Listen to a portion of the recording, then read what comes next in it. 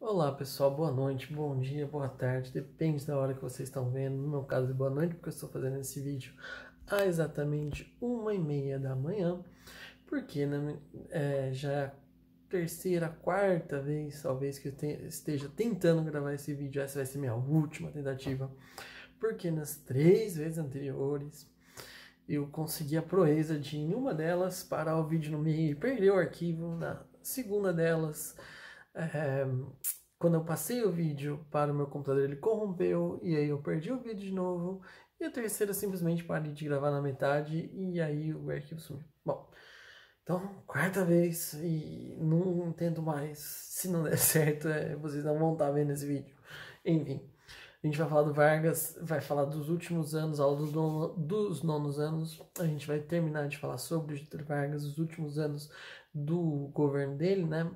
O assassinato, não, desculpa, o suicídio. Alguns pensam que foi um assassinato, mas na verdade foi um suicídio do Getúlio Vargas. Então ele se mata no seu último ano de governo.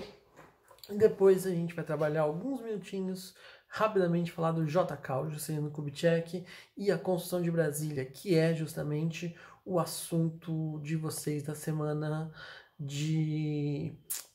da primeira semana aí de agosto, ou última semana de julho, como vocês estiverem pensando. O fato é, a gente vai começar agora, especificamente falando, retomando o que nós trabalhamos nas videoaulas anteriores, que é o finalzinho do governo Vargas e depois a volta dele para,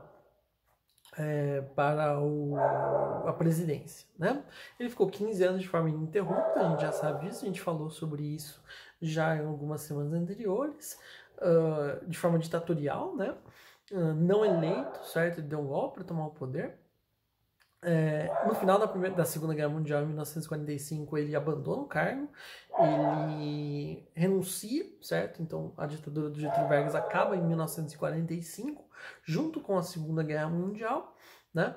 E isso abre espaço para uma nova eleição. Nessa nova eleição, o Dutra, o Eurico Gaspar Dutra, vence e vai ser presidente do Brasil entre 1946 a 1951.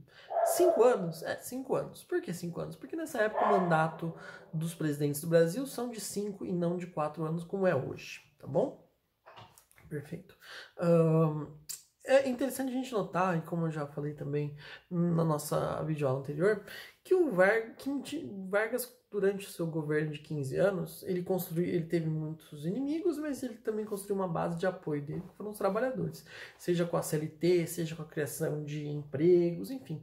O pessoal gostava muito do Getúlio Vargas, ele criou uma boa base de apoiadores que nunca mais vai abandonar ele, que é justamente a base trabalhista, né? Esse é o grupo de pessoas que vai defender o Vargas com unhas e dentes. Inclusive, muitos não queriam nem que o Vargas saísse em 1945.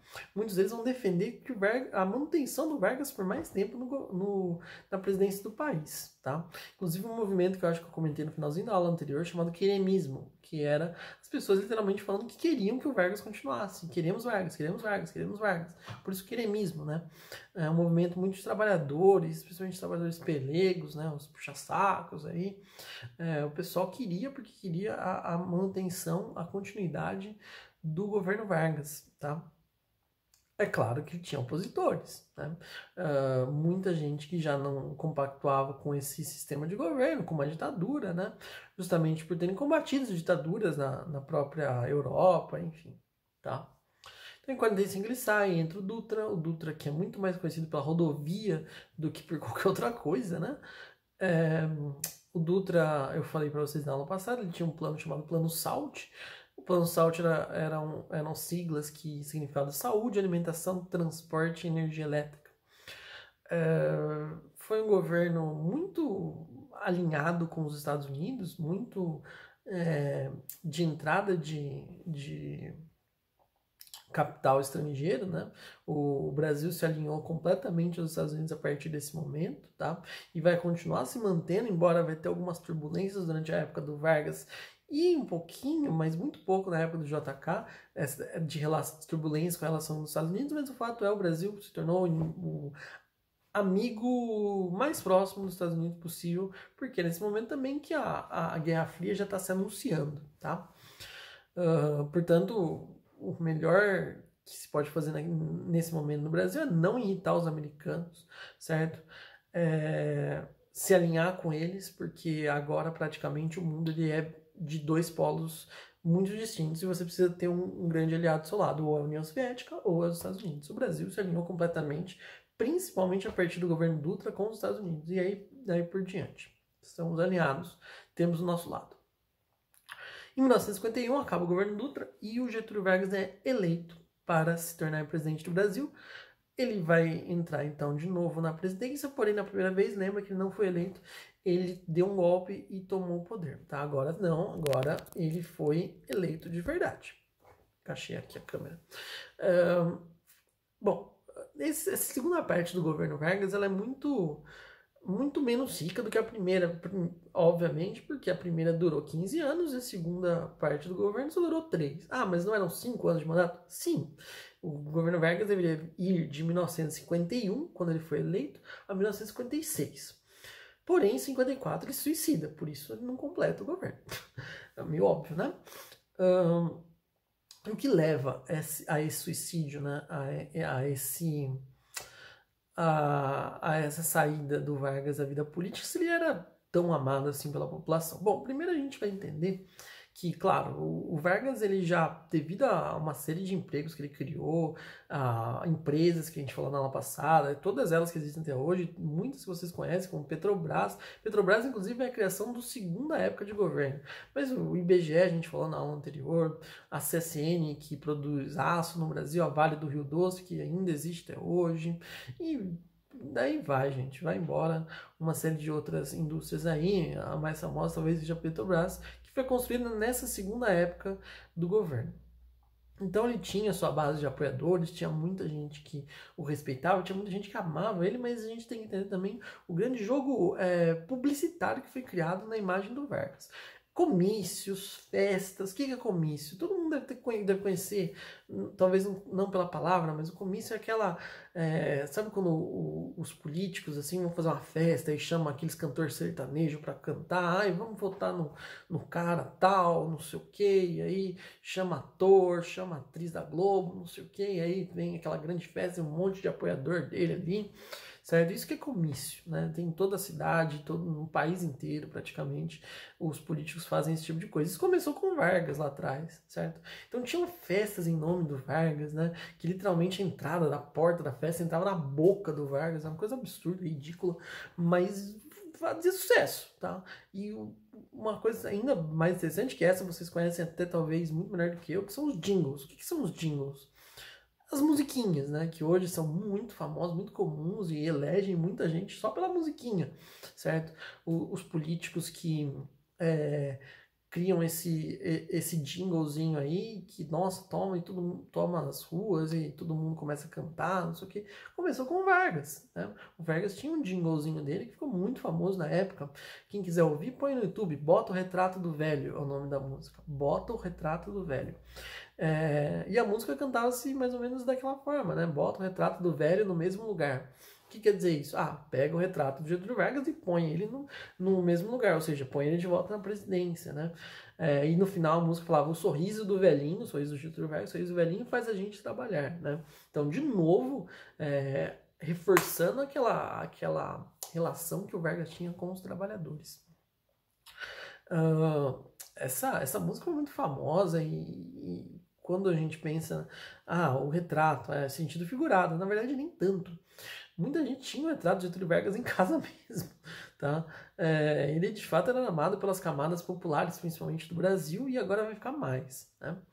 É interessante que na sua campanha política ele vai se aliar com muita gente que antes era seus inimigos, tá?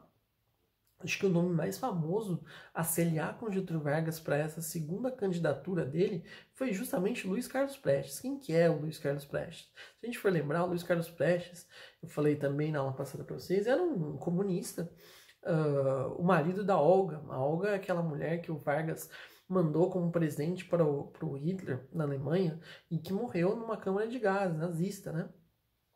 Então a Olga era a esposa do Luiz Carlos Prestes, um comunista no Brasil, e que o Vargas caçou de várias formas na sua primeira era de governo. E na segunda era de governo, os dois dividiram palanque, um fazendo campanha para o outro. Uma prova de que a política no Brasil é uma coisa muito estranha, muito esquisita, e se um dia você está de um lado de uma pessoa, do outro dia você está totalmente contra ela, ou o oposto, né? Então, o Vargas vai se aliar a pessoas que jamais se imaginavam.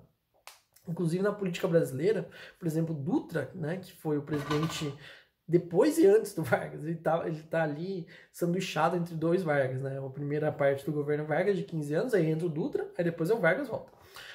O Dutra, por exemplo, ele se aliou ao Vargas para ganhar a eleição. O Juscelino Kubitschek não era do partido do Vargas, mas vai ganhar a eleição porque vai continuar a ideia populista do Vargas. Então, todo mundo que quer ser presidente do Brasil naquela época, ou quer ganhar uma eleição estadual, não sei o quê, vai se alinhar ao discurso do Vargas, porque o homem era amado no Brasil.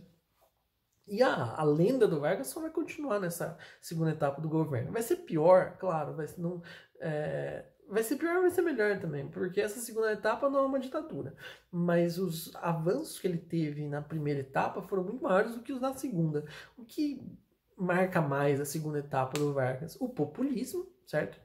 Essas propagandas absurdas que o Vargas vai fazer da sua imagem para a população brasileira, inclusive ele vai contratar o maior compositor da história do Brasil de música clássica, chamado Heitor Villa-Lobos, para fazer cantos orfeônicos no estado do Vasco, São Januário. Né? O que são cantos orfeônicos? São, na verdade, grandes corais, e muitas crianças participavam, e cantavam o hino nacional, e cantavam não sei o que lá. Tudo homenageando o Getúlio Vargas, uma coisa maravilhosa, assim, né? Para a imagem dele, pelo menos, tá? Que também tinha, a gente falou na aula passada, tinha o programa de rádio, vai continuar, até hoje existe programa de rádio, que nem já falei para vocês, A Hora do Brasil, né? Bom, então muita publicidade, muita propaganda, bombardeando propaganda por que lado do Getúlio Vargas.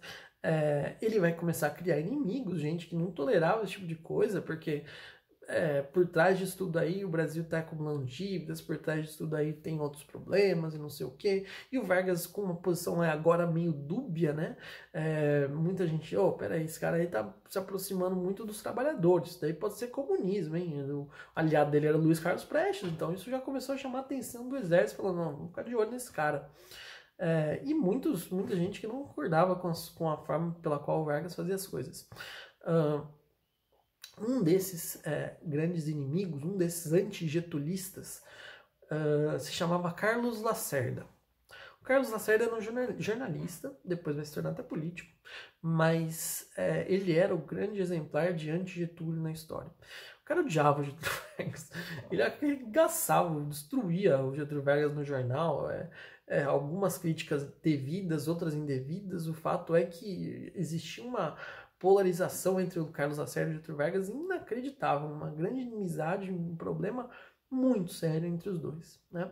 Que só vai se agravar com o tempo, principalmente a partir do segundo mandato. O que mais a gente pode citar da segunda época do Vargas? A criação da Petrobras, que eu já falei, mas principalmente acho que o ponto que mais vai chamar atenção nesses 3 aninhos aí de governo dele é como ele tentou cada vez mais estreitar as relações com os trabalhadores. E aí a gente chega num ponto bastante importante.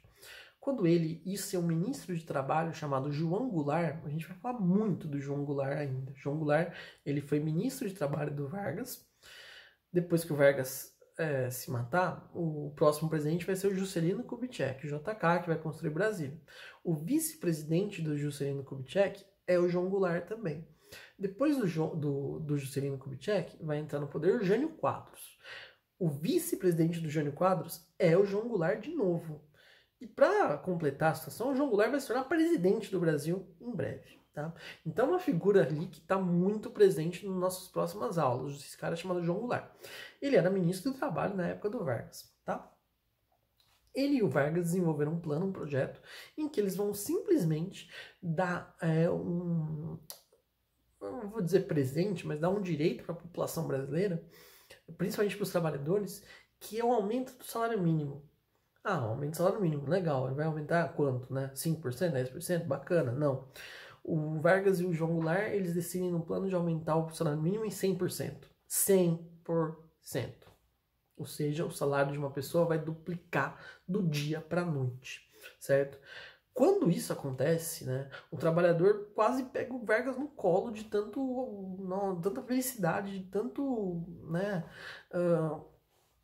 isso daí foi um frenesi de uma forma absurda. Por isso que eu sempre falo para vocês, se vocês têm parentes, avós ou bisavós da época do Getúlio Vargas, perguntem a eles, né, que viveram na década de 50, principalmente.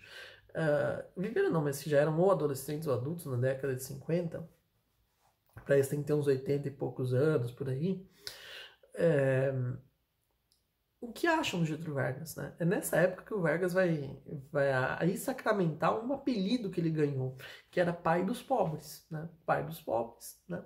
E muitos dos inimigos deles completavam, né? O Getúlio Vargas é pai dos pobres, mas é mãe dos ricos, que era uma crítica que era feita contra ele na época. Mas o fato é, quem era trabalhador ou quem era da classe trabalhadora naquela época, família de trabalhadores, etc., e que está vivo até hoje, ama Getúlio Vargas. Ama de paixão. Ele é Deus no céu e Getúlio Vargas na terra. Só que agora morreu, né? Mas se falar de Getúlio Vargas, vão defender com unhas e dentes como o maior presidente que o Brasil já teve. Tá? Mas de longe disparado, assim. Bem? E tudo isso remete a esse grande episódio do aumento do 100% do salário mínimo.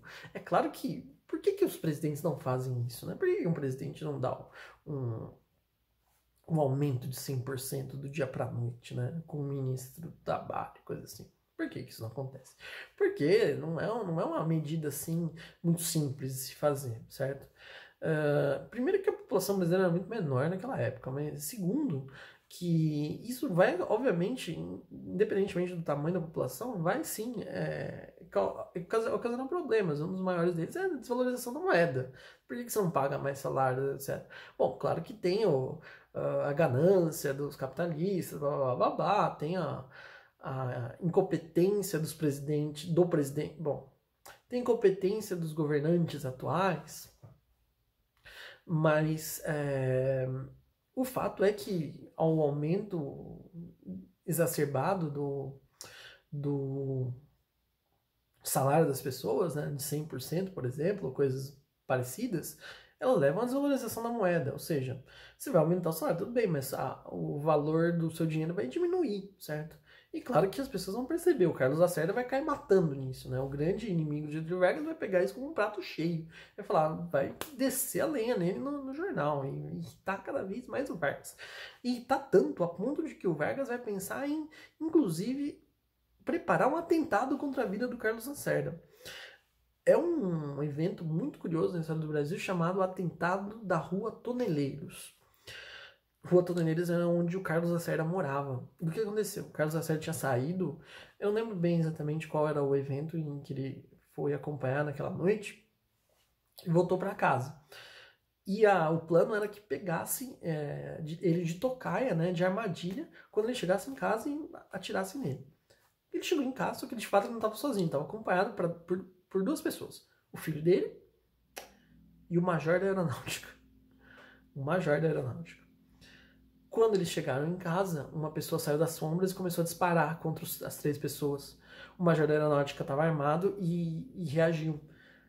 O Carlos Lacerda entrou para dentro da casa com o filho. E depois saiu com uma arma também disparando. O fato é, esse atentado de fato matou uma pessoa, mas não foi o Carlos Lacerda. Foi o major da aeronáutica. E como que eles conseguiram fazer a relação entre esse atentado e o Vargas? Simples. A pessoa por trás do atentado era o chefe da guarda particular do Getúlio Vargas. Aí foi difícil fazer a conta, né? A conta 2 mais 2 vai sempre dar 4. Então, o Vargas praticamente nunca foi provada necessariamente a relação direta entre ele e o atentado, mas estava óbvio, estava na cara para qualquer um, certo? E o atentado não matou o Carlos Lacerda, o pior é isso. Matou um cara que era major da aeronáutica. E o exército já estava bem ressabiado com o Getúlio Vargas, né? Como eu comentei para vocês há algum tempo atrás, nessa videoaula.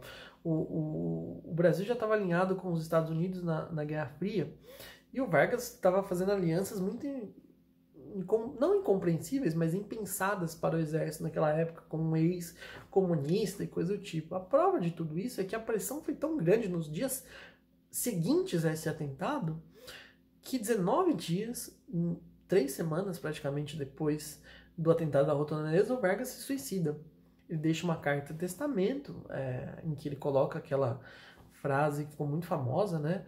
Saio da vida para entrar para a história. Parecido com isso, não foi bem assim, mas deixo a vida para entrar para a história e tal. Entrou de fato para a história, né? O Getúlio Vargas vai comover muita gente com seu suicídio.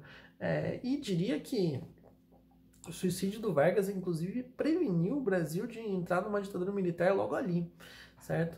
Adiou por alguns anos, embora a gente sabe, vocês não sei se sabem, mas já digo para vocês, a ditadura militar do Brasil começa 10 anos depois do suicídio do Vargas, em 1964. O Vargas suicida em 1954, tá? Era muito provável que se o Vargas continuasse no cargo, no poder, como presidente, que o exército derrubasse ele nos próximos dias, nos próximos meses, no próximo ano, no máximo, e que a ditadura militar começasse logo ali. Mas como o Vargas saiu da vida política dessa forma trágica, e aí foi abraçado totalmente pelo povo novamente, a democracia continuou por mais alguns anos, né? Após a morte do Vargas, vice vai assumir, né, Café Filho, e depois disso vai ocorrer eleições em 1955 para o próximo presidente assumir em 1956. O vencedor vai ser um mineiro chamado Juscelino Kubitschek. O Juscelino Kubitschek era um político muito famoso em Minas Gerais, foi governador do estado e coisa assim, mas muito populista, que nem o Vargas e tal, mas chamava atenção, né? Era um cara bacana, gente boa, mineirinho, não sei o quê. Só que quase não deixaram ele assumir o cargo. Muita gente pensava assim, que o exército ia dar um golpe e parar logo ali, e isso quase aconteceu. O que garantiu que o Juscelino Kubitschek tomasse o cargo da presidência foi que ele tinha um aliado, o general do exército, chamado Henrique Lott. E o Henrique Lott garantiu a sua posse. Ele falou, eu vou colocar o exército em ordem e pode deixar que eu garanto você presidente do Brasil. E, de fato, ele garantiu a posse do Juscelino Kubitschek, que se torna presidente em 1956. Mas muitas alas do exército tentaram, sim, dar um golpe, só que o Henrique Teixeira Lott, parceiro do Juscelino Kubitschek, garantiu, não, você vai sim se tornar presidente, e eu sou general e vou garantir isso, e conseguiu de fato. Então ele se torna presidente, o Juscelino Kubitschek, e o vice do Kubitschek, que nem eu já falei alguns minutos atrás, o João Goulart, né? Que continua na nossa vida política. Nesses últimos, a gente tem mais 10 minutinhos aí para falar, como foi o governo de Juscelino Kubitschek, assim, no geral? Bom, ele, claro, que eu acho que o que mais é lembrado do Kubitschek é a construção de Brasília, né? Brasília foi completada inaugurada, vamos dizer assim, no ano de 1960. O Kubitschek ficou de 56 a 61, né? Portanto, no último ano, penúltimo ano do governo do Juscelino, Brasília vai fazer 60 anos agora, né? Agora em 2020. Isso, claro, marcou, né, o governo, os 5 anos de mandato do Juscelino. Só que a gente tem que saber de mais do que isso, né? Mais além do que mais estava acontecendo, já que foi só no penúltimo ano do governo dele. O que ele fez nos anos anteriores? Bom, a gente tem que entender a década de 50 no geral, Vargas e Kubitschek, né, esses 10 anos aí de governo, né, 5 do Kubitschek, 3, 4 do Vargas, como...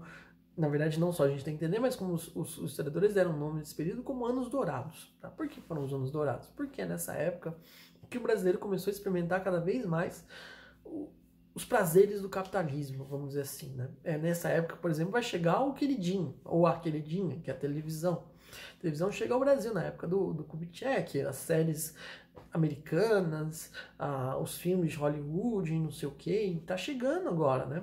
E não é só isso, os eletrodomésticos para dona de casa, o liquidificador, a batedeira, o não sei o que, o ferro de passar roupa, e uma série de coisas ali, de diferentes novidades, né? Que o brasileiro vai, nossa, que interessante, que diferente, que eu não conhecia. Muita coisa diferente, nova, né? O toca-disco, vocês, é claro, isso não faz sentido, mas o toca-disco vai chegar no Brasil nesse período também. O rádio já existia, mas o toca-disco não, né? Discos de vinil e coisas assim, todas elas estão chegando agora. O brasileiro está sendo um brasileiro diferente, principalmente no final da década de 50, com o período do Juscelino Kubitschek. Portanto, a gente marca o governo Kubitschek, né, como o período dos anos dourados da história do Brasil, mas também como um período de grande desenvolvimento, tá? Se o primeiro a investir em indústrias, né, no Brasil foi Getúlio Vargas lá atrás, né? Só que foram as primeiras indústrias praticamente que chegaram ao país, muitas já super superadas e etc. O Juscelino vai trazer um segundo momento de industrialização brasileira. Se o Vargas criou a base, o Juscelino vai montar em cima dessa base, vamos dizer assim. Bom, a base já estava pronta, agora ele vai modernizar a base que o Getúlio Vargas trouxe nos anos anteriores, tá? Então o Juscelino vai investir muito em indústria automobilística principalmente. Ele vai ficar conhecido como um grande desenvolvimentista de estradas e rodovias, muita rodovia ligando Brasília a outros estados, fazendo ligações para tudo que é lado, é claro, tentando incentivar a vinda de novas empresas para cá, principalmente para a criação de emprego. O objetivo do Juscelino, o slogan dele, quando ele foi candidato, era: eu sou o candidato dos 50 anos em 5. O que quer dizer isso? Ele queria dizer 5 porque 5 era o mandato dele, 5 anos era o mandato que ele tinha. Ele falou que nesses 5 anos ele ia fazer o Brasil dar um salto de 50 anos, tá? Então eram 50 anos em 5, né? A gente pode dizer que foi isso mesmo? Não necessariamente, mas de fato foi uma década que muita coisa diferente chega no país, né? As franquias americanas vão começar a serem bombardeadas e chegar aqui com força total, certo? Os filmes que nem eu comentei, as séries, tudo que o americano já conhecia desde a década de 20, o brasileiro vai começar a conhecer mais na década de 50. É também nessa época que a população brasileira cada vez mais se torna urbana, porque antes o Brasil era muito mais rural ainda, tá? Dependendo do café, que nem a gente falou, o Vargas começou o processo de que cada vez mais isso ia mudando, mas na época do Juscelino a gente tem de fato que a população brasileira, pela primeira vez na história, ela vai ser mais urbana do que rural. Então olha que grande mudança é essa, né? O brasileiro agora vive mais nas grandes cidades e não mais no campo, tá? De fato, o Brasil sofre um crescimento capitalista acelerado e desenfreado e muito estranho nessa época, muito... como que a gente pode falar, atrasado, né? O capitalismo tardio que chega ao Brasil nesse período aí, que outros países passaram muito antes. O Brasil, né, de uma vez só, certo? Ele experimenta essas novidades de uma pancada só na década de 50, porque isso, o Juscelino Kubitschek, ele vai se alinhar mais ainda aos Estados Unidos, novamente, se realinhar ao país, e aí os Estados Unidos bombardeia, né? Então vamos mandar tudo que a gente tem aqui no nosso capitalismo e o Brasil vai sentir o gostinho, tá? E aí todas essas coisas aí que a gente tem até hoje, né, começam a chegar no país, e o brasileiro vai, né, opa, que época diferente, que época nova e tal, mas de um lado isso é bom, certo? De outro não, porque o capital estrangeiro está tomando conta do país, né? O capital do exterior, dos Estados Unidos, começa a dominar literalmente o próprio país, né? E o Brasil deixa de fato de depender do café, mas começa a depender das indústrias americanas, né? Tudo bem que o Brasil ainda tinha muitas estatais nessa época, né? Principalmente todas que o Vargas acabou de criar, como Petrobras, não sei o que lá. Mas, de fato, a gente tem uma situação em que agora está entrando muito capital estrangeiro e o Juscelino Kubitschek vai ter que fazer algumas escolhas, né? E as escolhas, na minha visão, pelo menos, são péssimas. A principal delas é abrir mão mais ainda das ferrovias e começar a fazer ferrovias de tudo que é jeito, de tudo que é canto. Eu disse para vocês também que o cara que começou tudo isso foi Washington Luiz lá atrás, né? Que tinha aquele slogan, governar é construir estradas. Ele vai abrir as primeiras. O Juscelino Kubitschek vai fazer uma malha de rodovias assim como nunca vista, tá? Ele vai continuar o trabalho do Washington Luiz, que é de abandonar as ferrovias e fazer rodovia para tudo que é lado, rodovia ligando todos os estados do Brasil, não sei o que, né? Então a gente tem um Juscelino Kubitschek aí, desenvolvimentista dos 50 anos em 5, da modernização, do capitalismo, das coisas novas chegando, né, das novidades, da televisão aí aparecendo pela primeira vez. Também aí um presidente populista, vai saber usar essas coisas aí muito bem, mas tudo, né, tudo isso aí empalidece perante o grande plano do JK, que é justamente a construção de Brasília, tá? Agora, para a gente falar sobre a construção de Brasília, a gente precisa de um tempo maior, né?